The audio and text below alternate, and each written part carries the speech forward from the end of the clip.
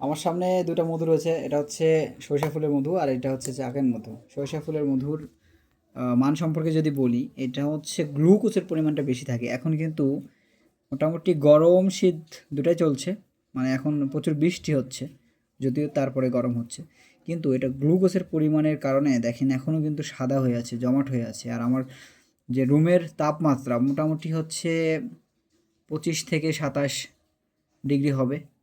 তো একটা মানে শীতল শীতল একটা ভাব আছে। আর এইখানে যদি দেখাই, এইটা এটা হচ্ছে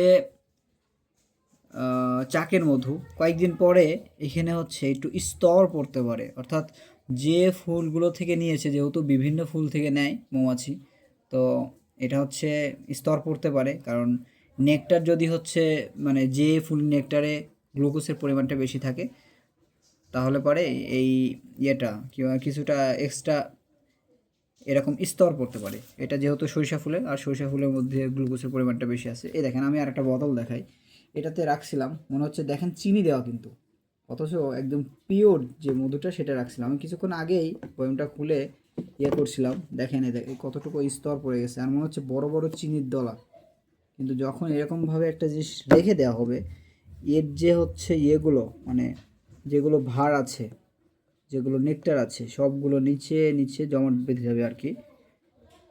মধু সম্পর্কে অল্প একটু আইডিয়া দিলাম। মধু আসলে যারা চিনে তারা বুঝতে পারবে, আর যারা চিনে না তখন দেখেন এই দুটো মধু দেখে কিন্তু বলবে যে এটা ভেজাল মধু। কিন্তু একদম যখন সিজন চলাকালীন আমি নিজে গিয়ে এই মধুটা সংগ্রহ করা, মানে এটার আমাদের পেজে ভিডিও আছে আর কি, এটা যখন সংগ্রহ করি।